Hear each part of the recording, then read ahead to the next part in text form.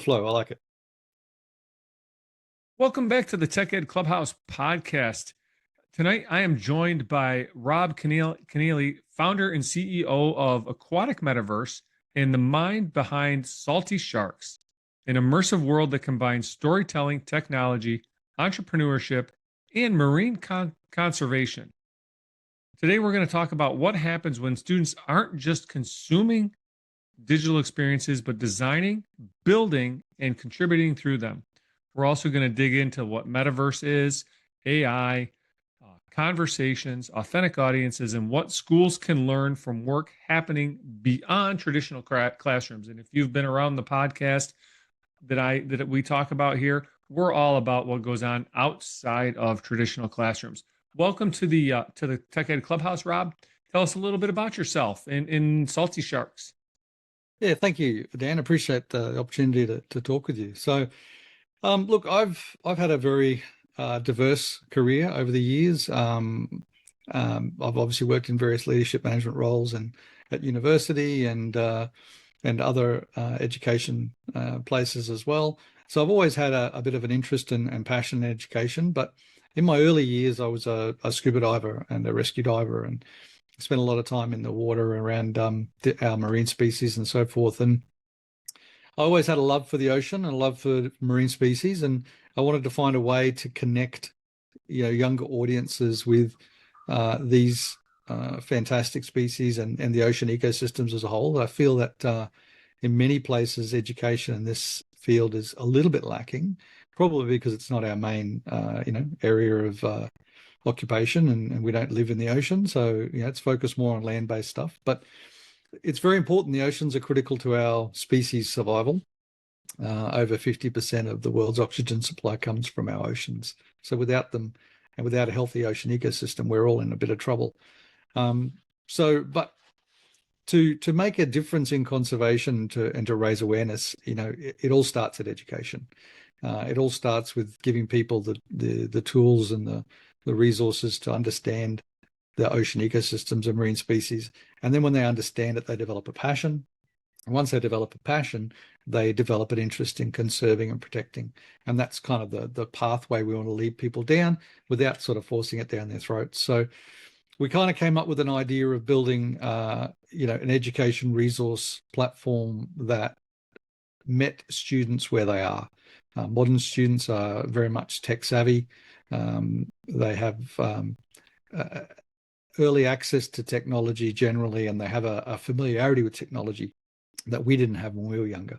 So we wanted to sort of meet them where they live, and create these virtual world, immersive, engaging environments to teach people about, obviously, ocean ecosystems and marine species, but also other subjects as well. It's kind of broadened out beyond just a marine-based platform, and it's now a STEM-based platform with, earth sciences, human biology, Archimedes, even history, and we're adding to it all the time. So that's kind of what we've started doing. This is about 6 years ago we started it too. So it's been building and growing since then, and now we're sort of operating in multiple countries: Australia, the UK, US, Greece, and looking to expand into others as well. So yeah, it's pretty cool.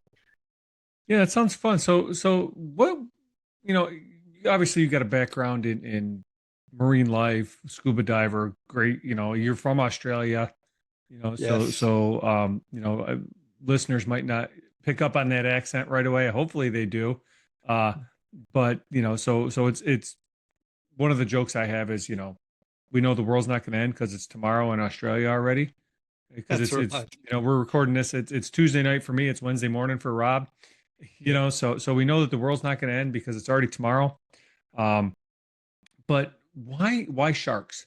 And why?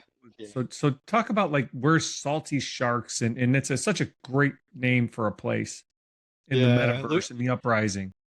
I love, obviously I love sharks, and I have spent a lot of time diving and around sharks. I have a healthy respect for sharks, obviously, as an apex Absolutely. predator. But I think that they are seriously and systemically maligned. Don't make me do my Steve Irwin impressions, but like Right. Sharks have for a long time, due to, books and movies and news and so forth, they've been given a bad reputation, a reputation that's undeserved as killers. Yes, they're apex predators, and they're no different in that respect to lions and tigers and so forth. But we have a far greater affection and appreciation for lions and tigers than we do for sharks, which is just, wrong on so many levels.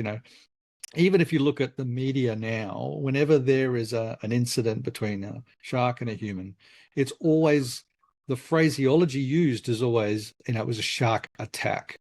They're shark infested waters. They're not, yes, sharks live in water. So that's going to be where they live. So shark infested waters is really just a term to inspire fear, an emotional reaction, a visceral reaction, and a negative one. And they don't deserve that. We're not their primary food source. We're not even in the top 3 of their primary food sources. Any interactions with us is exploratory, trying to figure out who we are, what we are, or a mistaken identity, if we're, swimming on a surfboard looking like a seal. So sharks, are a very important species to our ocean ecosystem. And so we want to try and reframe the narrative around sharks and create a love for them and an appreciation and respect for them that has been sort of whittled away and chipped away at by media and books and movies, Jaws and all the other things. Even the writer of Jaws regrets writing Jaws because of the impact it had on sharks and shark culling and so forth. So, with 75 species of shark critically endangered and over 70% of the species threatened or worse, we've got to do something to stop the decline. Sharks were around before trees. So, they don't deserve to go extinct on our watch. So we've got a responsibility. And the idea with Salty Sharks is about creating that, affection for them as heroes rather than villains. So we created a story and a narrative and comics that, similar to the Teenage Mutant Ninja Turtles, but from a shark's perspective. So these are, and if you grew up in the 80s, you might remember Street Sharks and a cartoon. It's to take sharks and create a bit of a hero persona around them, add some sort of human elements to them to create that connection that we find necessary to form a relationship with it, and to make it fun and engaging and interesting and entertaining for kids. So that's where the story came from. I'm actually a part-time writer, and it's a hobby of mine. So that I happily dived into writing the story, and then we produced the comics, and it's audio book as well, and it's available freely for people to enjoy and get into, and we'll continue to build on it over time. And that's kind of now our brand and our sort of symbolism, and in many ways it's an aspect of our conservation mission, to create that new way of looking at sharks. Awesome. And then I'm looking at your website over here, the Salty Sharks, saltysharks.io, and I see the Saltyverse, right? Yeah. Tell us about the Saltyverse. Yeah, so the Saltyverse is our education platform. So it's designed for schools and homeschool families, after school programs, all sorts of different sort of in-school and out-of-school type activities, summer camps, things like that, whereby we provide virtual world, open world platform resources where people can go in based on a given subject, and they can explore and find content, education content at their own pace. They can seek out and look for different things, whether it be fun facts or videos or audios with NPCs or little mini games to help reinforce the learning. Things like that happen in a virtual world environment, like an open world, where they can really immerse themselves in it and get kind of lost in it, and enjoy learning via different mediums. Like they got the visual inspiration, they got auditory, they got interactive elements where they can get hands-on and do different interactive things as well with the mini games. So kind of like using their different ways of absorbing information and tailoring it to how people want to learn best, but giving them the information and the content so they can drive their own learning, I think, which is important. So yeah, it's available, as I said, for schools and homeschools. We've got different sort of packages, subscription packages for each. Really super affordable, because it's not about making squillions of dollars. It's about reaching students and engaging them in the content, and making it a bit easier for teachers to sort of connect with students in ways that they want to be connected with. So and still to reinforce the knowledge and the learning. So yeah, that's heaps of different subjects that it comes under. And it ties with our project-based learning.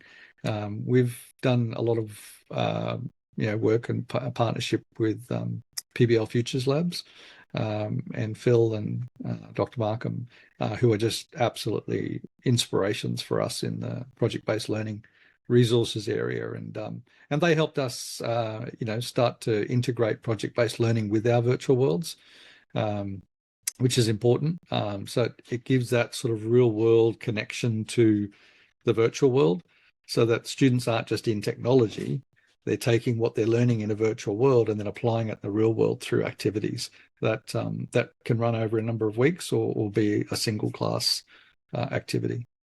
Yeah, so you're talking about those things like, and obviously your main focus when you started all this was marine conservation, sharks, and all that kind of stuff. So with project-based learning, and I'm part of Future Labs as well with Phil and Dr. Markham, and again, used awesome people and great things that those guys are doing. What sets apart, like, a lot of teachers will create these real world problems, right? Mm. At least they call them that, right? But they're controlled by the teacher, right? So what makes the challenge that you're kind of doing, that you're trying to accomplish with this, authentic versus I'm doing something because the teacher said we're going to get a grade on this? What are you hoping to get out of that? I think what we're trying to get is that student-led side of it, where students want to get in there, and creating virtual worlds around different subjects means that the project-based learning activities that the teachers want them to do get a whole different life. They get a 3D-ification, if you will, where they can take that activity, they can go into a virtual world, they can seek out information and knowledge pertaining to that activity, they can apply that in real world applications or projects that deliver real world applications, or start to get them thinking about those applications. But if they're engaged because they're interested in being in a virtual world environment where they're getting this information, they're talking to their peers, they're engaging with their peers in the virtual world as well, that means that they're driving more of that learning themselves. And I think what it does is it gives them the impetus to start to share things with others in that space as well, because they're so interested in what they're learning, they're interested in the environment that they're learning it in. Their engagement level goes up, they want to share it with others, and that means that their retention goes up as well. And they're not just doing it because the teacher said, let's go do this. They're doing it because they're interested in it, and it's creating more of that appeal to them. And then they can start to create their own things as well. I mean, we offer the opportunity for courses where the students build their own virtual worlds. We offer courses where students design virtual worlds on a given subject. So if the teacher's got a particular subject they want to teach over a term, we could potentially partner with them to help the students design a virtual world around it. And then we build that world for them and make it available to them. And that can include them as 3D avatars, giving information to other students in the virtual world. It tests them in areas like research skills, but also presentation skills, voiceover acting skills, and then the knowledge that they get out of doing that kind of project stays with them so much longer because of what they've built, the creativity behind it. There's something tangible that they've produced at the end of it. that others can start to see. And we've done this with people who visit the platform will see what a platypus virtual world. That was done with a school over a course of a term. It's their students. So when you go in and have a look at that one, you're listening to their students present on the platypus, and they've done all the research on it. They know it backwards. They know it better than the teachers, because they not only researched it, they presented on it. They wrote their presentations, they recorded their presentations, they delivered them. So their knowledge level is through the roof on that subject. And you could imagine the power of that across many different subjects, and what it could do for them. So yeah, that's kind of what we're aiming to do with our platform. And that's huge, because like you said, you're working on a lot of different skills. Not only are you working with knowledge, with concepts, with ideas, with whatever, in your case, what you talked about, the platypus or the sharks or any of the other things in your Saltyverse, but you're also working on communication skills, and you're working on real world authenticity, and there's a real audience. And in your opinion, how does that differ from, those kids at the school that created the platypus world, which is amazing. And you showed me that, and I've walked through that, and it's amazing. It's pretty cool. And between doing that and something that is just going to the teacher, something that might be just going to you and me, right? Versus, hey, anybody in the world can get this platypus world now in this school and in this, what do you think that difference makes in the kids' learning and retention? I think that it sets it apart, obviously, because it gives them something that they can always refer to, they can always point back to, their parents can see and their friends can see. And, in this particular instance with the platypus one, the students that were involved in that, they became mini rock stars at their school, because all the other students at the school could access it as well at different year grades and so forth. Because when a school subscribes to the platform, everyone at the school gets access to it. All the staff, all the students, everyone at home and at school. And so what happened was, other students going into the virtual worlds to look at different subjects and stuff with their teachers would see the platypus one, and they would dive in and have a look at it. And then they would see students at their school presenting on this subject, and then they would recognize them. And so they, straight away they've got that, peer recognition. They've got that almost mini fame level as a result of this creation that they're part of. They're an avatar in a 3D world. That's huge for them. But also the research that they did and the presentations that they did, they spent, such a time working on it that, and I'll give you an example, a specific example with this one. 6 months after we produced this, the heads of the education department in Queensland came to visit the school to see what they had developed, because it was brand new, it's revolutionary, no one else had done it. So they wanted to come and see what it is that the students had done. And then they got the students to show them through it rather than us do it. It was the students who took them through it, which is the way to go. And so the students were presenting to the heads of the Department of Education, and they were rattling off things off the top of their head. They were using the scientific name for the platypus, which I can't even do. And they were doing it as if it's just like they're talking about, a normal name for a normal object. They just rattled it off perfectly. And then they were answering all these quizzes, because in the virtual world there's a quiz on the platypus, which they designed, questions and answers. And then the heads of department were going through and doing the quiz, and the students were grading them on their result through the quiz, and that they didn't get them all right. And the students were very quick to point that out. So it became an example of the students teaching adults about this species, this platypus species, and the power and impact of that is going to be with them for life. I mean, you can think back to your own schooling, and there might have been one or two instances where something really wonderful and unique sort of made an impression on you and stuck with you. This is the kind of thing that leaves an impression on the students, and they will remember for life. And they will probably tell their kids about, back when I was a kid, we built our own virtual world, and so on and so forth. And by the time that happens, the kids will probably be creating, all sorts of wonders, who knows, and they'll look on it with scorn. But the point being is that it'll stick with them as a memory forever. And what they've learnt about that species will stick with them forever as well. sure, it's one topic, but I think what it also does is it re-engages them across their learning across every subject, because they so love doing this project that pretty much anything they were involved with at school just got extra attention, extra focus, because they were so engaged now in this process as just one thing they were doing at school. So, which is kind of cool. That's huge. I mean, that piece right there, and this school just happened to be about platypus. Yeah, I don't just know. I don't know one what the topic. plural Yeah. of platypus is. If the plural is Platypi. platypus, Yeah. is it? Yeah. Yeah, I didn't want to, whatever. And it's just those things that, and it's not.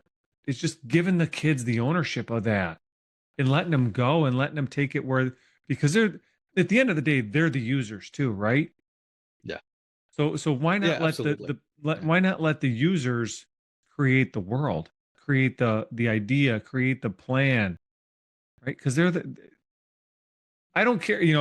I tell people, here in the States, I don't know if you're familiar with the movie The Breakfast Club from the 1980s. Of course. Of Right, great course. movie, right? And if you walk Yeah. down a high school hallway today, you see the same thing.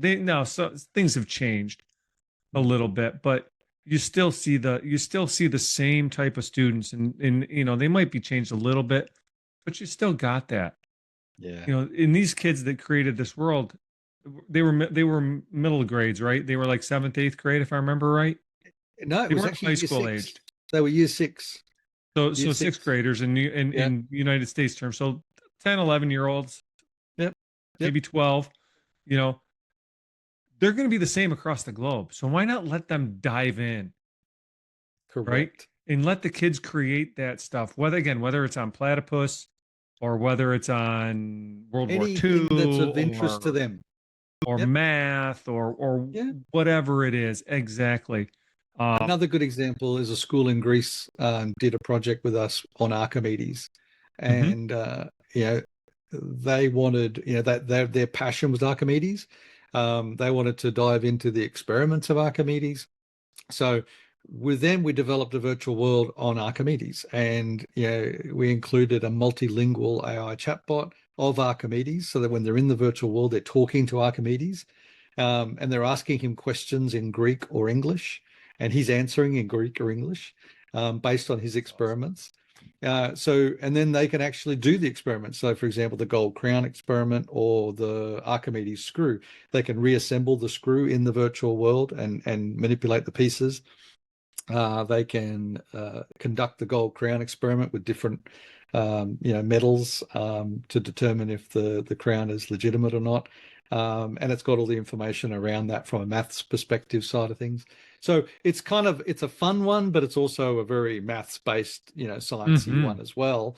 But that's their passion. That was their passion. That's what they wanted to be involved in. And so, we built this with them and for them, around that topic. And they just loved it. They were showing it off at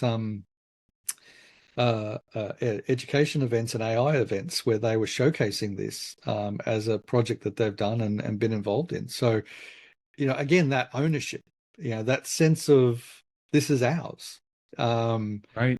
It's is so huge. powerful. It's so powerful. Yeah. And yeah, it's just great to be involved in it. And it kind of it tested us a little bit because we had to flex our capability and add multilingual capability things to it and so forth. So we're always growing and learning as a company as well in terms of our technology. Um, it was our first WebXR virtual world, Mhm. which is amazing, and we've since done another one on a virtual escape room for the pyramids of Egypt. So WebXR is now our primary place to build these, because it offers so much more. So yeah, it's great for us. It's great for them.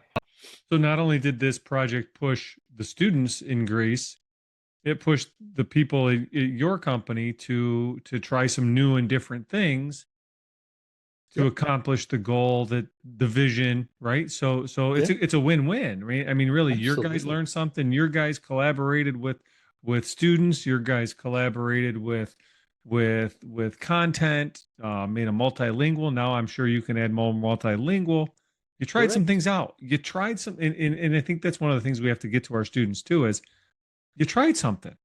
You took a risk in not knowing what, where it was going to land. And you came out with something awesome, and you learned a new platform as a result, and kind of changed maybe the course of salty sharks in the aquatic metaverse, right? Oh, it has. No, it has. It actually took us in a slightly different direction.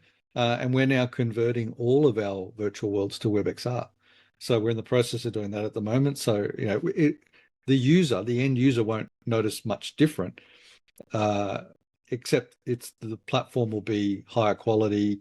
It'll be more interactive elements on VR. So they'll see these things that are implemented over the next couple of months, in a very seamless way. But basically, it's an evolution of our platform because of the technology we've been mastering, because of the opportunities with students. So absolutely, it helps all of us, and it's a win-win for everyone. So it's a great opportunity to continue to push the bounds of what technology can do. And so it's working really well. And I feel like I should also speak briefly to the safety aspect, the student safety aspect. Definitely. I think that's a huge thing. Student safety for us is kind of paramount. And we went to a great deal of time and effort to ensure that we met the highest standards of student safety through what's called the Safer Technology for Schools initiative in Australia, a government program to make sure that any EdTech platform meets the highest safety standards. So that includes things like privacy, data capture, student interaction, things like that. So the only information we capture is an email address, and that email address is already anonymous because of the way it's set up with departments of education. So student emails are already quite anonymous in terms of nature, as are teacher emails as well. So the only thing we collect is an email. We don't collect any passwords. We don't collect any other details. And that is important because it means that, we're not a target for data scrapers and hackers and things like that who could potentially want to get school data information and so forth. So it keeps us very protected and makes our platform very safe. We also have a system where students that can engage with other students via voice or text can only do so in private rooms. So when you go into our WebXR virtual worlds, the teacher can set up a private room number, 4-digit number, share that with the students. When they enter that number. And that way they're only in the one instance together and nobody else can enter it. So that locks it down to just that class. So there can be multiple classes all over the world utilizing that virtual world, but they'll be in different instances, meaning that it keeps the students nice and safe. So that's also really important to us as well. So yeah, that's a lot of that back end stuff that you don't think about when you're creating something like this, but that's usually the first, besides price, which we can get into if you want, but we don't have to. Besides cost, the other question is, how are you keeping my data safe? How are you keeping my kids safe when they come in there? Because again, schools are that huge target, unfortunately, because there's a lot of data there between, student enrollment, faculty and staff, past enrollment, whatever it is.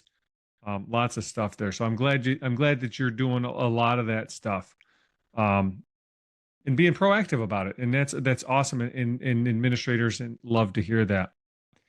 Kind of getting back to our topic here, I love to talk about, and if you've looked and seen any of the things that I've done, talked about the idea that kids, I like kids to build something. And now I use that build word generic.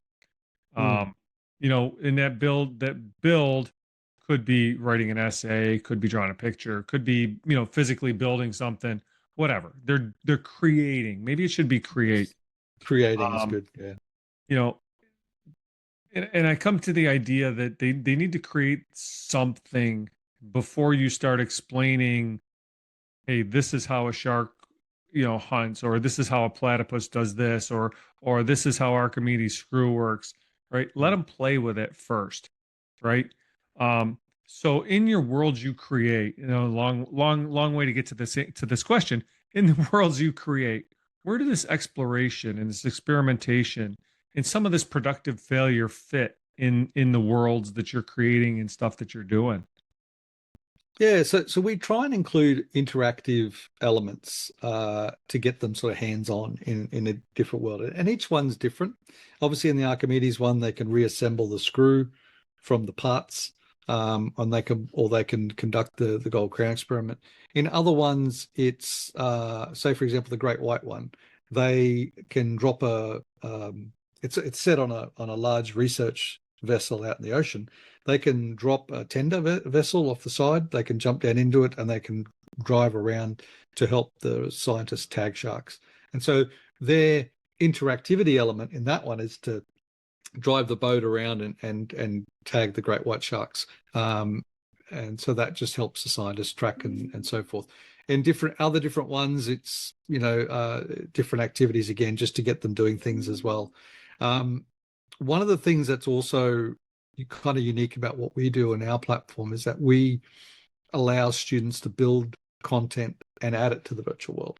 So, for example, if they're doing a subject, let's say the pyramids of Giza, they might be doing a history subject, the pyramids of Giza, and they might be looking at hieroglyphics. And in that one, you can actually, there are hieroglyphic tablets that they can turn over and look at and see what the English translation of a hieroglyph is. And they can start to then design their own cartouches of hieroglyphics. Now, usually students want to design their own name as a hieroglyphic cartouche. And so what they can do is they can design their own cartouche, and they might use paper to do that and draw it out and so forth with their teachers and so forth. But then what we can do, they can send it to us and we will add it to the virtual world as a feature. So that, that particular class has got their, cartouches displayed.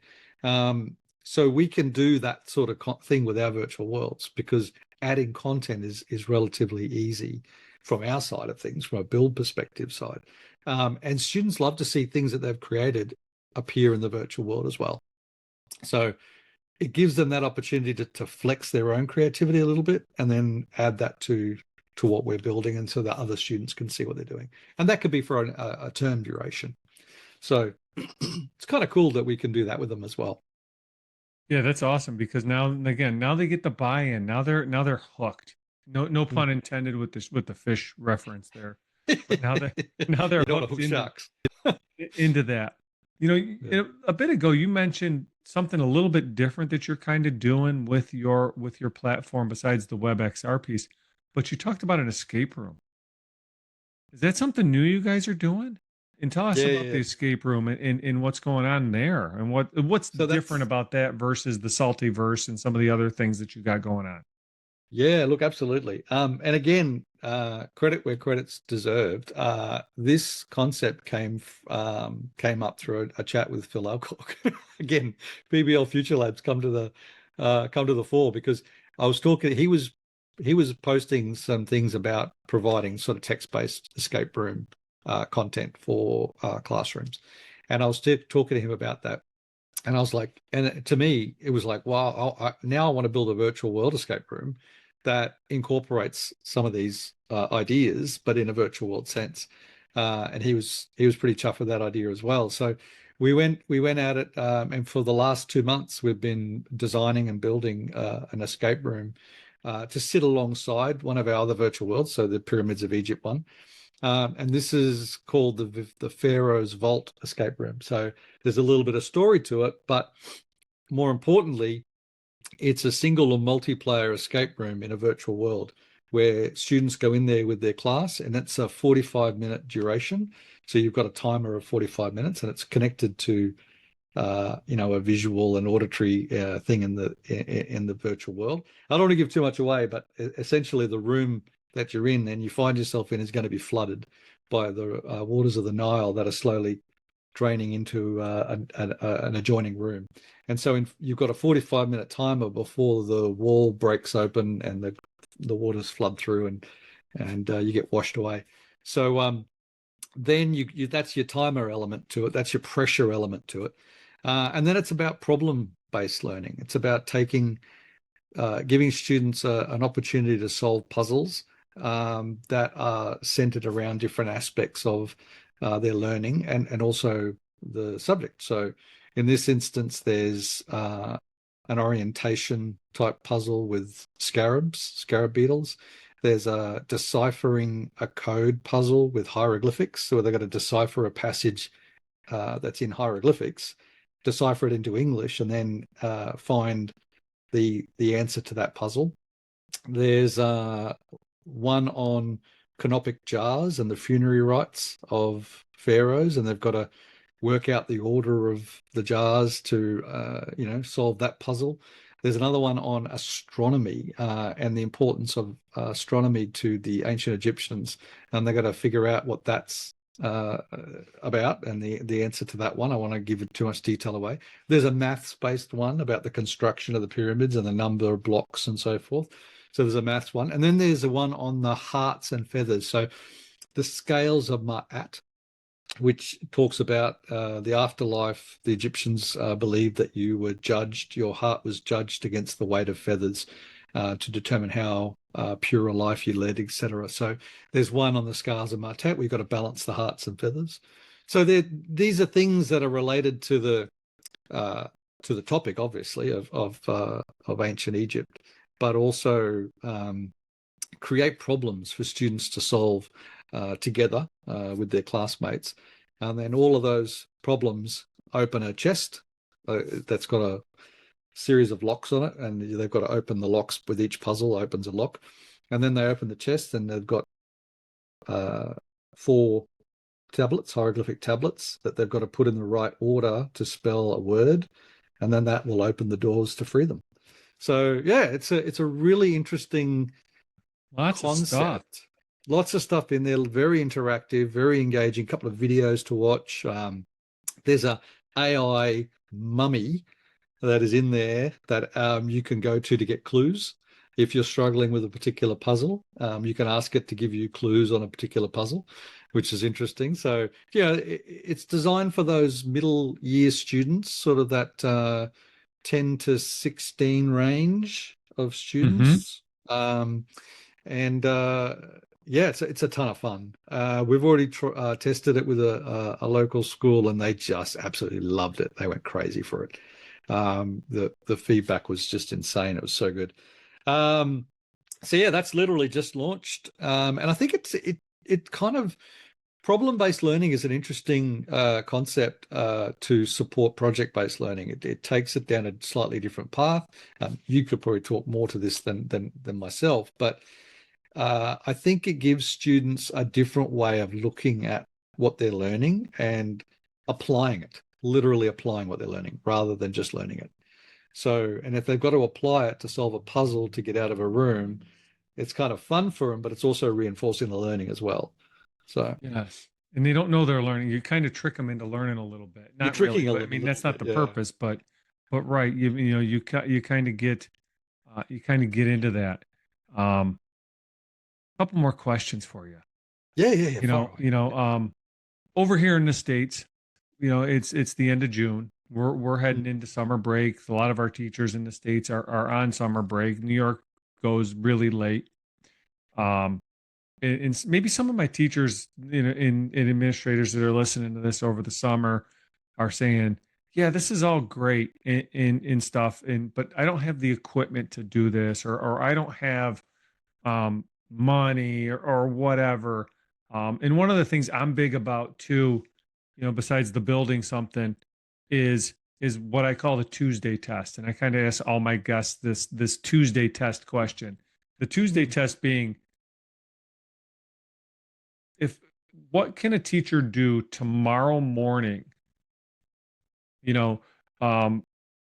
with something like this? Like is there, maybe they can't get access because the school doesn't let them have access to salty sharks or whatever, and whatever it is. But what's a low tech version of something like this that a teacher could do on a topic that they're doing in class tomorrow? What's your thoughts on something like that? Well, I mean, we understand the barriers that teachers face. Yeah. there's a couple of key ones. One is time. Like, time is huge. Teachers don't have time to learn new, all these different new ed tech opportunities and platforms, especially when they've got so much on their plate at the moment already. So what we do from a teacher's perspective, if they have got to showcase to their students or take their students through virtual world technology, a couple of things they're going to understand is the students are probably more at home and more comfortable in that environment than they are as teachers. Mm-hmm. So straight away, there's that comfortableness factor. You don't want to appear to be less knowledgeable than your students on a given technology. So to address that, we offer a free professional development session for teachers, whereby we just teach them how to navigate and activate content in virtual worlds. It takes half an hour. The reason it only takes half an hour is because it's actually simpler than they think. But we take them through it. We show them how to action it, how to take their students through it. And then we show them sort of the project-based learning activities, where they can find them, how their curriculum aligned, how they can search for what they want. And also they can ask us to build ones for them, and we'll build them for them as well. But so that takes care of that sort of comfortableness barrier to entry, and so that time, how comfortable I am and how much time I have to learn the platform. That takes care of that. The other thing we do is we offer them a free 1-month trial. Just try it. Just log in, you send us an email, log in, tell us what you're interested in looking at, etc. And we'll just give you a free trial of the platform, so you can just dive in and explore it in your own time. You might, over the summer holidays, for example, you can just dive in, have a look around. And then you can see opportunities where it can benefit your students, and you can talk to us about what that looks like. And then, that's good also for administrators and, principals and that, because it gives them that sort of risk-free way of looking at the platform, trialing it and seeing how it works for them.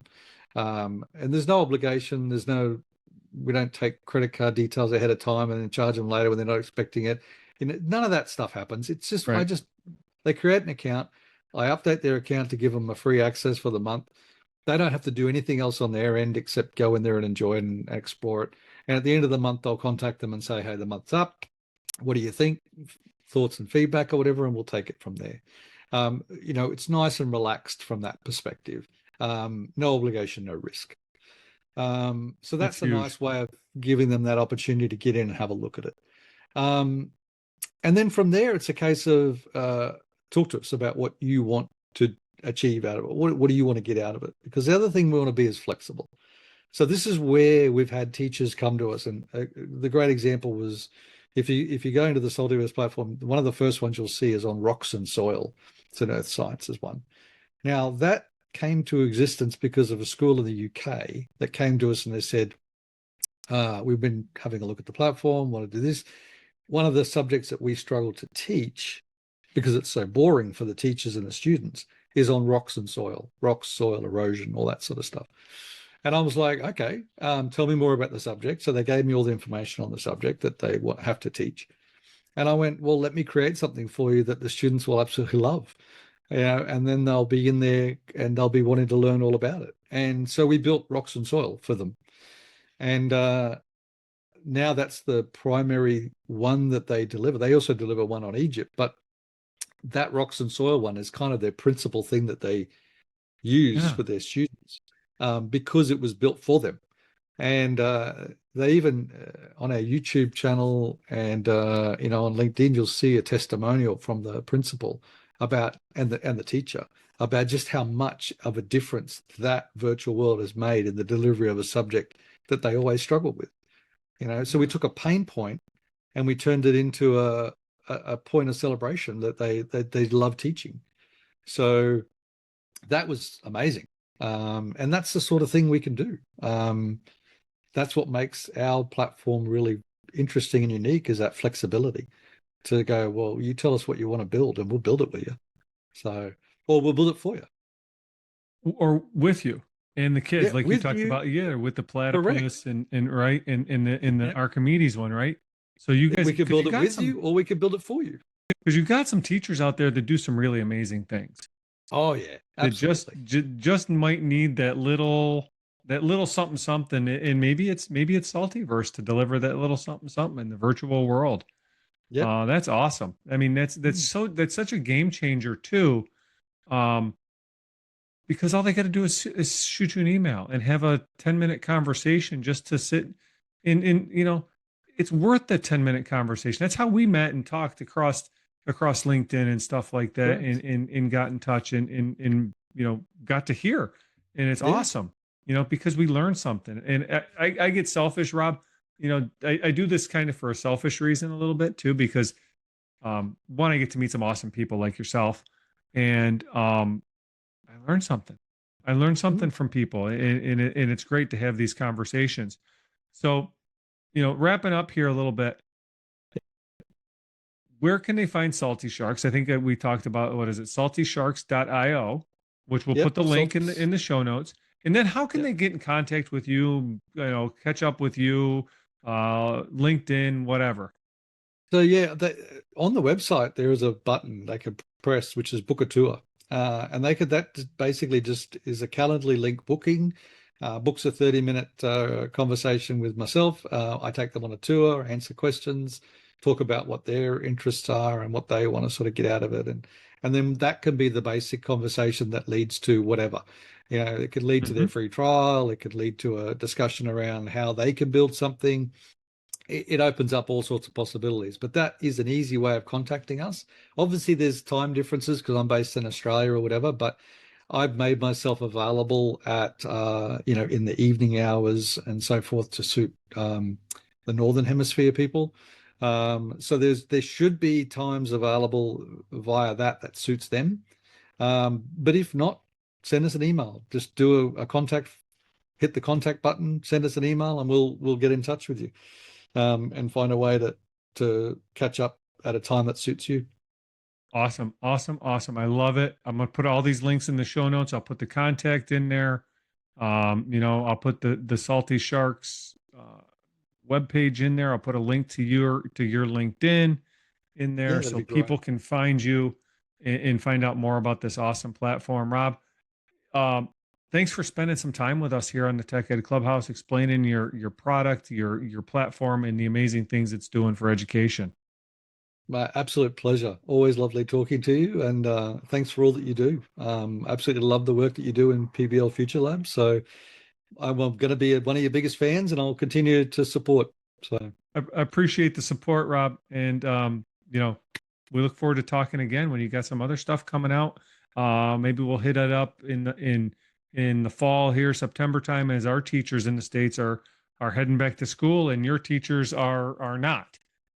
yes, that's right. We'll be having We'll be in a the short break at opposites. that time, but absolutely, yeah. Hopefully by then I can share our inside the human brain virtual world that we're building. So it'll be a It's a lovely date. one. I love it. We're gonna make that happen, Rob. Thanks again Uh, for coming on. no worries. Thanks, Dan. Good talking to you.